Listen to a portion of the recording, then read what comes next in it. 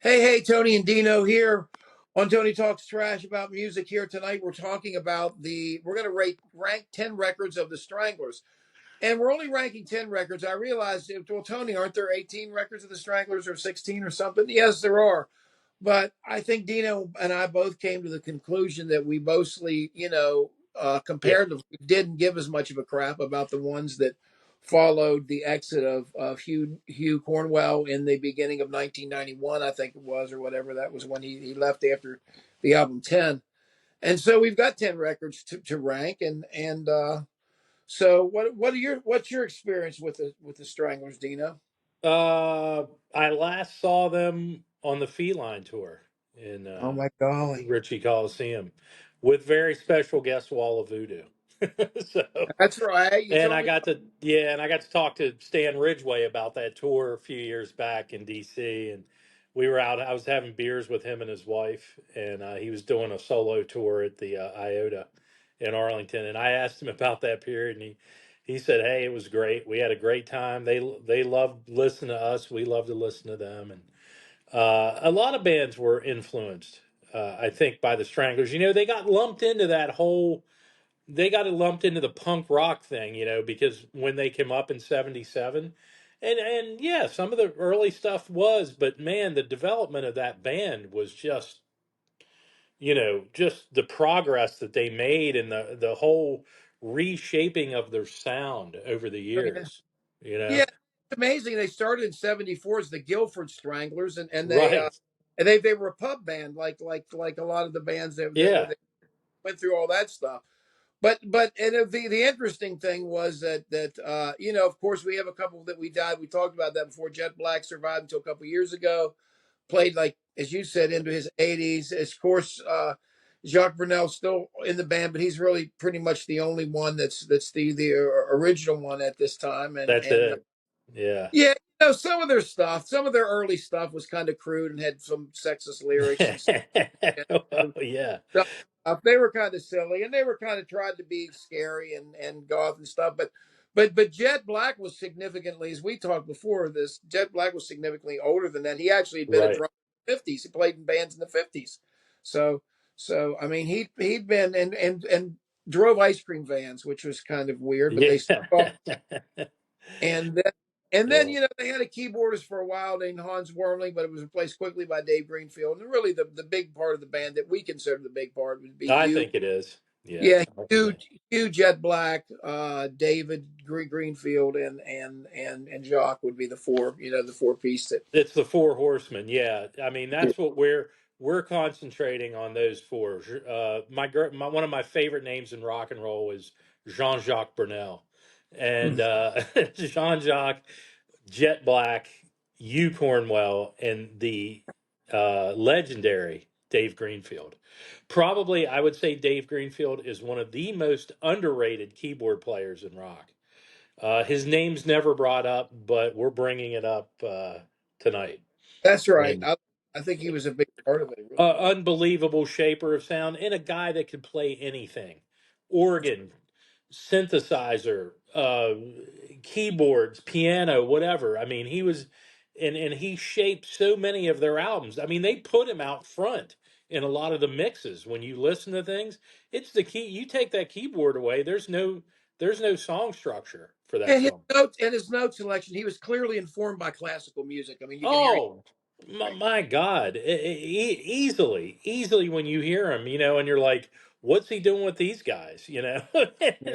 and he's a legend, man. He's the Stranglers legend. Well, we're looking at their discography here before we get started here. The interesting thing is right out of the vat, man, they were really successful in the UK. They had consistent top 10 records in the UK, Constantly. all the way up to really oral sculpture and such. And when they really started to fall off, it's interesting when they were trying to dip in the States. And I guess the States, that's probably the highest place in they had was 13 was oral sculpture. But Yeah.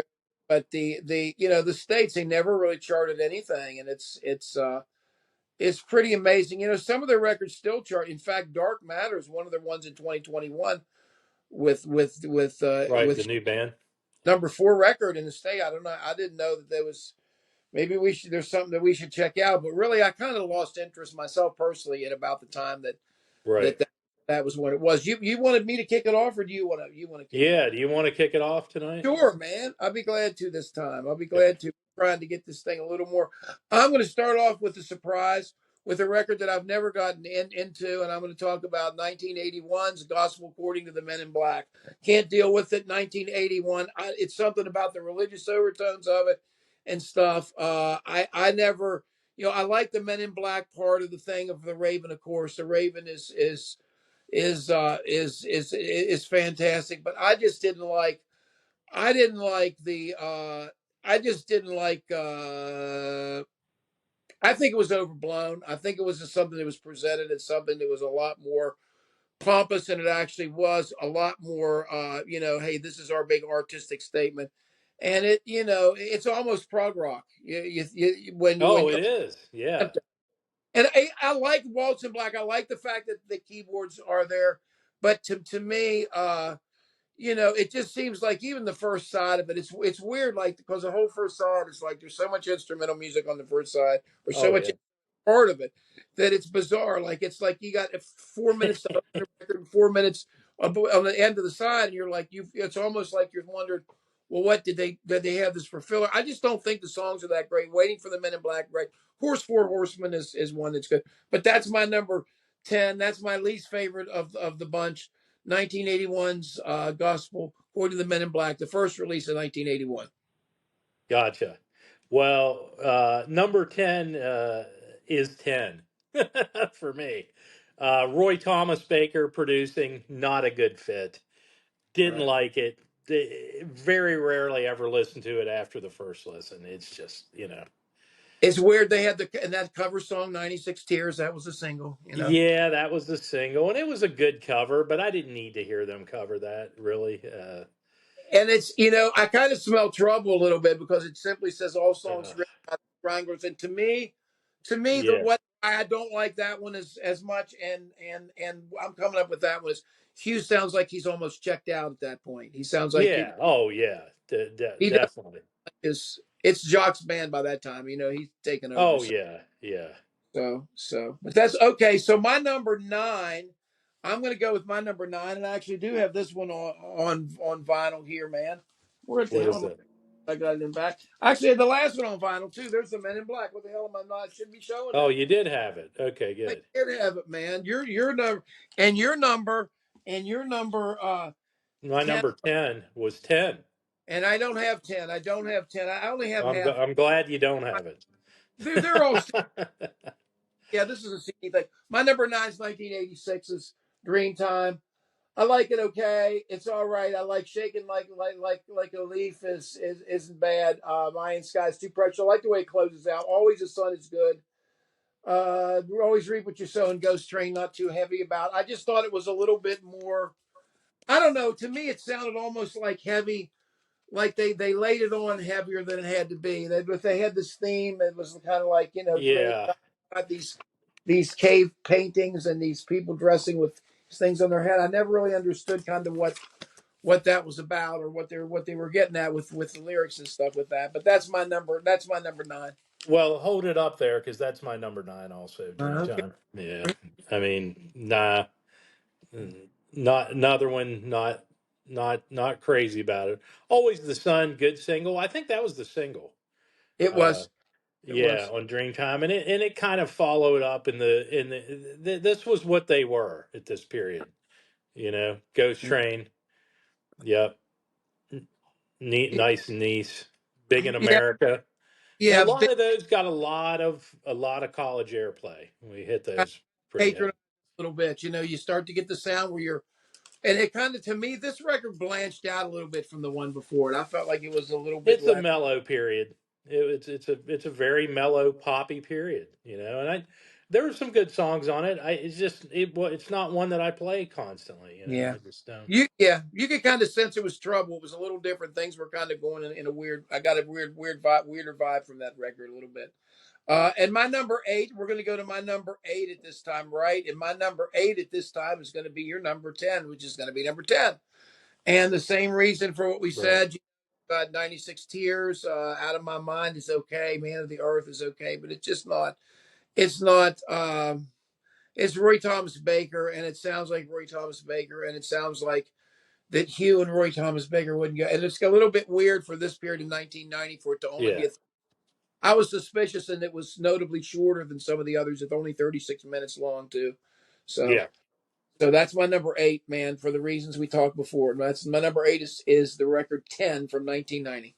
Okay. Well, we're jumping right in because we don't have a lot of on this one. My number 8 actually is the Raven. Oh my Uh, God! yeah, Long Ships, the Raven itself. I like it, but not everything spoke to me on the album. Uh, but I like it. I Men in Black. Uh, but yeah, that's my number 8. This to me was kind of almost the peak of it. When I think Yeah, well, that's what I mean. Some people will think that I just don't. I understand. I Not for understand. me. We're Number we're we're gonna eight. deviate. We're gonna deviate on these albums. I'm gonna tell you right now. I We're agree too. I think we will. Number eight. So that's your number eight, Raven. The the Raven. Raven. The Raven is number eight. Some people don't like the Raven as much as others. They don't.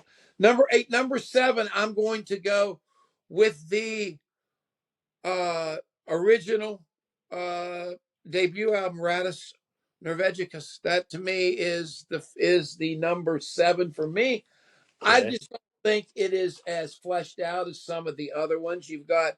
You can see here it's 40 minutes long. It's definitely tried to attempt more punk with like the Yeah. vermin and the stuff and held at the winter rat, well, the water rat pub, and they're the lyrics are just kind of, and you talk about the crudity of it. We spoke about that in the intro here.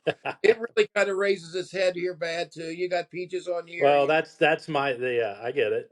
Yeah, get a grip on yourself, and talking about Percy Shelley's poem, and it's got down in the sewer, rats rally. I mean, it's just got that thing, but I like it. There's a certain rally to it. I really like all these the best, but I think the crudity of this and the association with me in this period of time with the punk thing there are three great ones I think they made right off the bat, and so to me this is the least of those three, so that's my number seven, Wow. the Okay. debut, Norvegicus, because the Yeah. production too. I don't like the production as much as they grew Well, into. no. What's it's what 77? Is that Yeah, was it? Yeah. 77 was reported almost seven and I know 76. Martin Rushent was on one of these, and I'm trying to remember. Let me see if this is the one. Hold on, I can fucking tell you right now. It is produced by Martin Rushent. Yep. There we go. Probably Yeah. why. I know what am I his modern? his bread and butter was usually electronic bands. Yeah. He Yep. did a lot of electronic bands. Um, but He yeah, there enjoyed you the video. go. I get you, but like I said, we're gonna deviate big time on these. I, Again, I know, and we are going to deviate. I can you're tell gonna be you. you're gonna see with the deviation as we continue. Me too. Me too. Uh, Hey, buddy, let's go to number seven for you.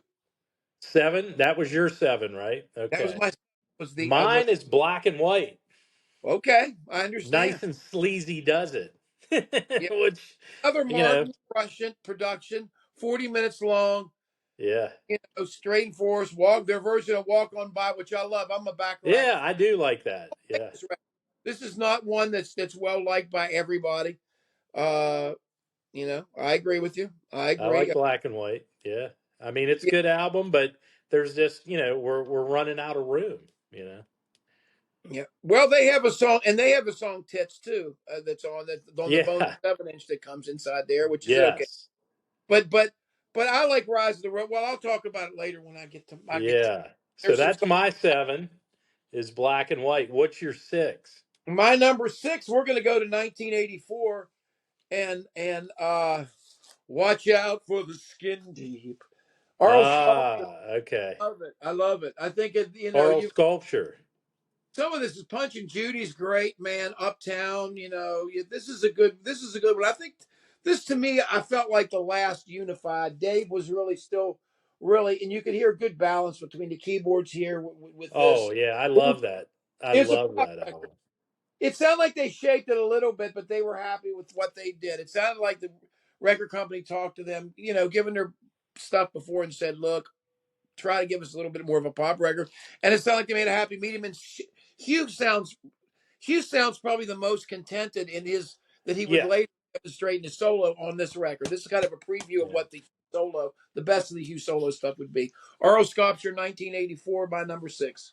Your number six. My number six is Feline. Oh boy, Okay. Yeah. European Female, Midnight Summer Dream. Saw that tour. It was a great tour. It was just very unexpected.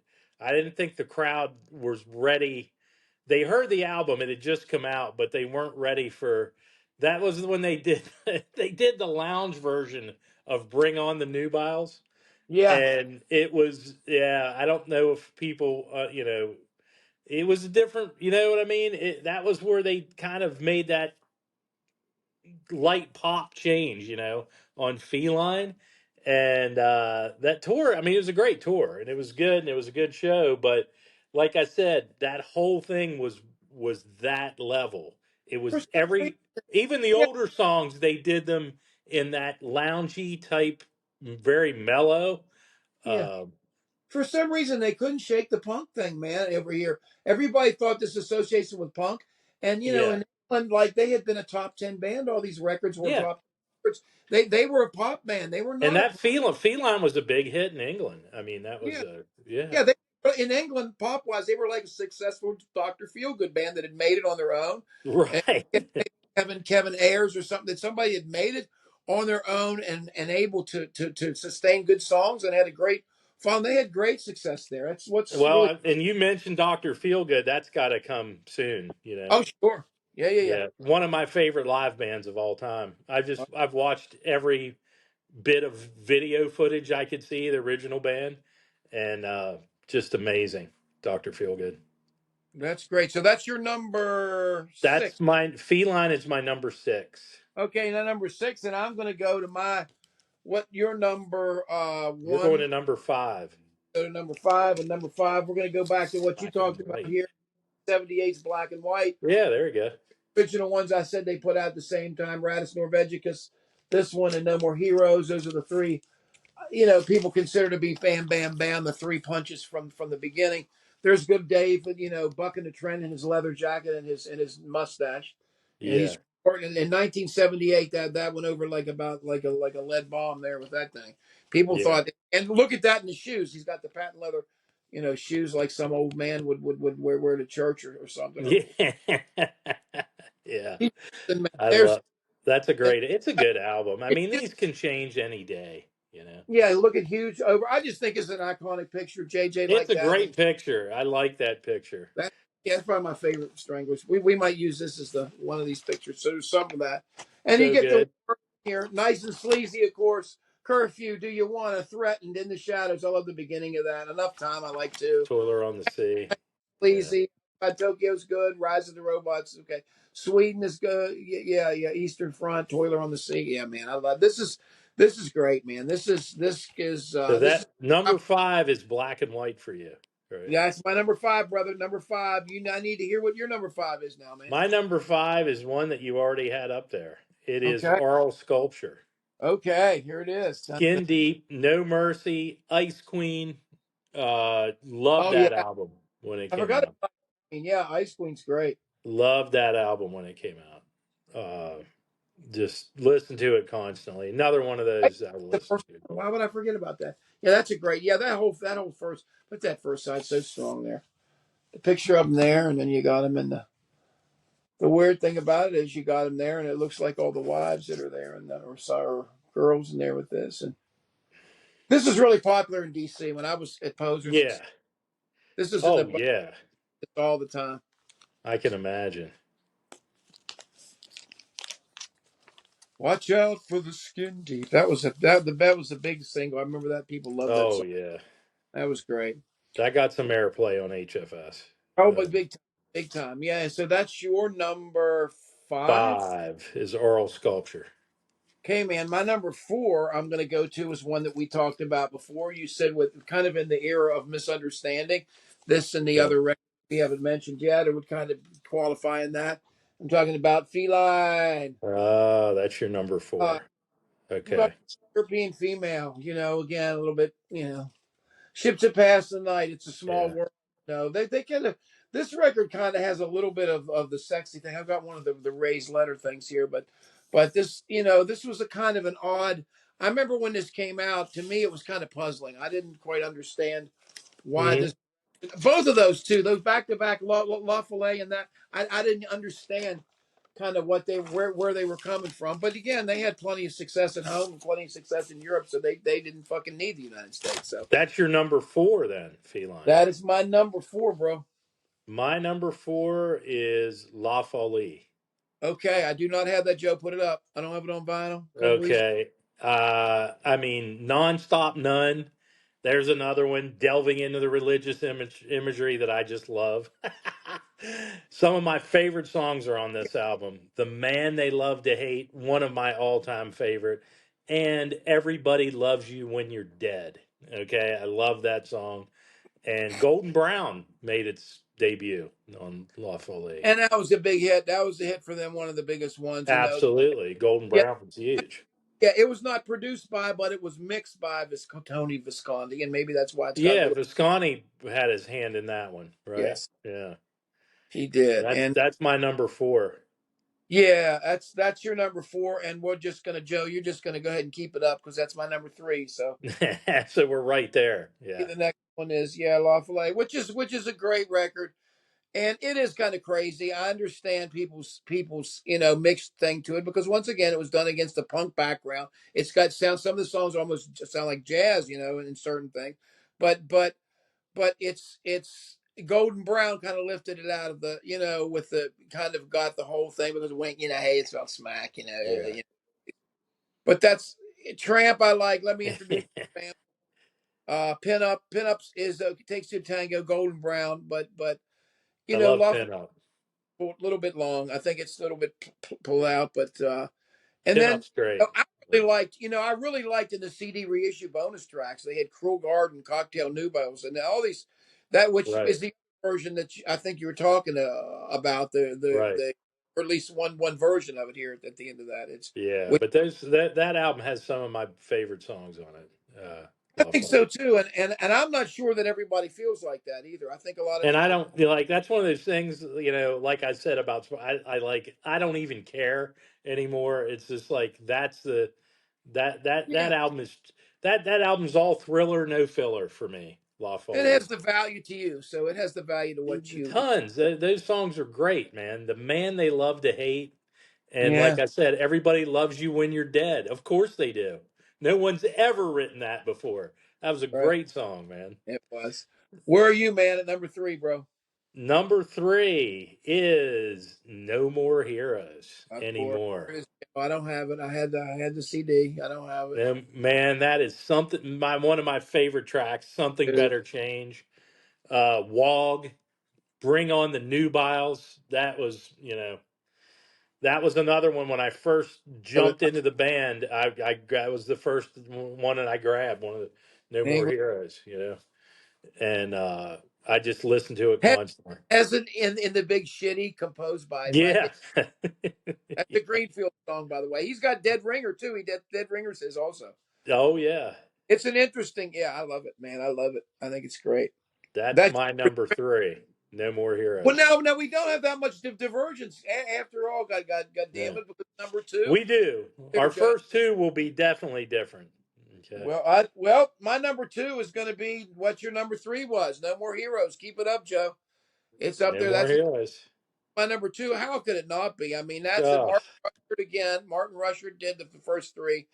It had yeah. his hand into it, and the organ sound on this, the keyboard sound really is the to me really came through a lot more than it did on the first. I mean, the first album had more of a percussive attack, kind of like what XTC did with the early percussive type of things. But it really, you started to get the whole Virgin, and Bring on the New Biles is ridiculous song. I mean, the lyrics and stuff is stupid.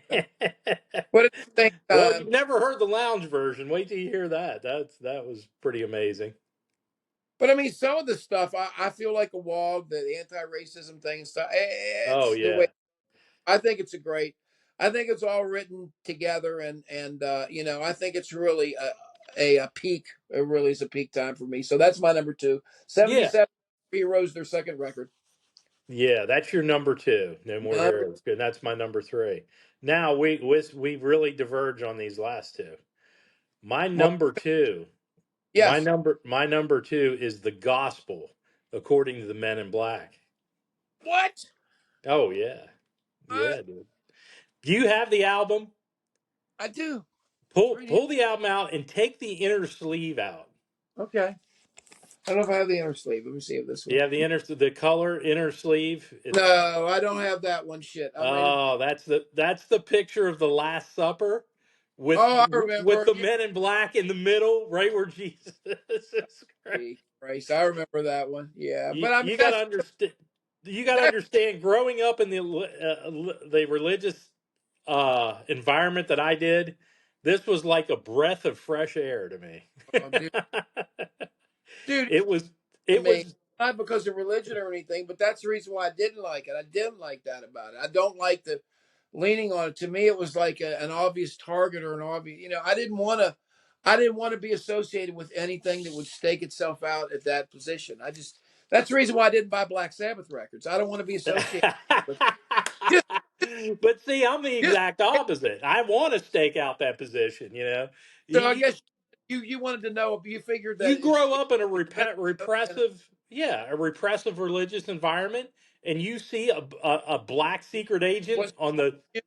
Yeah, I mean, and you do. I mean, the Catholic Church is a repressive environment. you, You know that. right. I remember you were Catholic. I forgot. Yeah, so and I turned other Catholics onto it, and they were like, "Wow, this is cool!"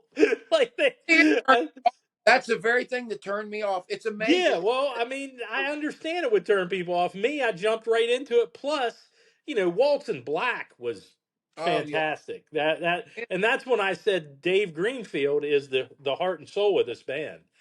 And Yeah. Waiting for the Men, Sunspots, Second Coming. I mean, it was very religious based, that album, The Gospel According to the Men in Black, and the Men in Black were the Stranglers. So, yeah, I mean, that's my number two, just because of what it signified to me back in the day. Well, So, you know what my number one is. The reason when I got shocked when you whipped it right out of the box, man. Here it is. The I love. Oh, Raven. will love it. I loved it from the time it came out. I don't know what it is about it. Maybe it's the ship or something on there. I It loved it. was great. It blew Did my mind. That picture there with Dave and the bird Oh on. yeah. To me, it It's represents something. It represents like when they talk about Iran bands, opium music inside here. But this was always the one from me on United Artists. That's my number one. yes. I understand why some people don't like it. You probably don't like it because of the I dark. do like it. I mean, I like it, but I can't put everything up there. I mean, I haven't listened to it lately, but I remember when I had it. You know what I had actually? I had What? the vinyl with the 3D cover. Did you ever see that? Yeah, yeah, yeah, Oh, yeah, I yeah, had yeah, I had that with the Raven. It would when you turned it, the Raven would move from side to yeah. side. I don't have that one. I should get that. I I think should. it was a Japanese pressing that I I had, or a German have. pressing. Yeah, I had. This is all in the CD age, and that's a Oh, it decent. was great. Yeah, that was one of my favorite artwork. I think the artwork was great. I like the album, These but are not at number one. No, my number number one, my number one's the first album I ever bought by them, and it's Fratus Norvegicus. one. The original. Yeah, Man, for you. I understand. I understand. yeah, and I mean, come on, man, Peaches, get a grip on yourself. Down in the sewer on the end of a skewer, and hanging around with those, and Yeah, they used harmonies on hanging around. Have you listened to right. it lately? Of course. Yeah, yeah. What punk band uses Yeah, harmonies on Jean Jacques coming up behind you you know, hanging around, man? yeah, Great. That's I always thought at that time they could have gotten away with being signed to Nick Lowe's Stiff Records or something. They still had that. Oh yeah, easily, man. I mean, yeah, it's the content's rougher, but I liked them when they were rough because I that's when I got, you know, it was hard for me during the conversion too, you know. Yeah, But some of the albums in between, like La Folie and Oral Sculpture and everything, I love those.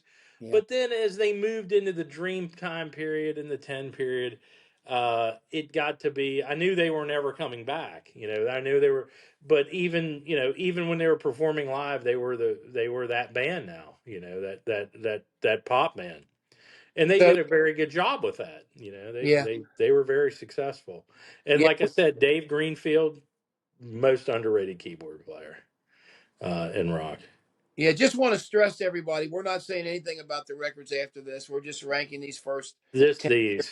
Ranking first 10. Let us know, you guys, what you guys think. Again, help us out. It doesn't hurt any. You can try to see and hit that like button. I swear nothing's going to happen to you. Now, if you're worried about it, think about it. But if you do it, you can help us out. Yeah. I'd some help. And also, please subscribe if you like it. And again, leave us your list. Leave us your thoughts. Any closing things, Dino?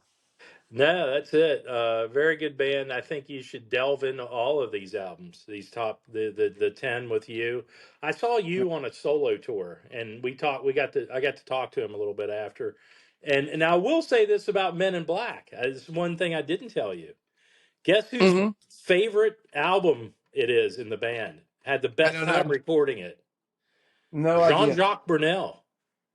Oh boy. Jean-Jacques Brunel said the I'm pretty sure it was Jean-Jacques that said my favorite time in the studio was the gospel according to Men in Black. So there you go. Anyway, Peaches and other hits. yeah. Yeah. Thanks a lot. We will catch you guys next time, and we'll let you get back to studying and I'll talk to you tomorrow, Dino. We'll get together tomorrow and try to knock one out here in the twin. Yeah. Yeah. Okay. So this is Stranglers. Leave all your comments, please. That would be Absolutely, great. absolutely. All See you right. guys. Thank See you. ya.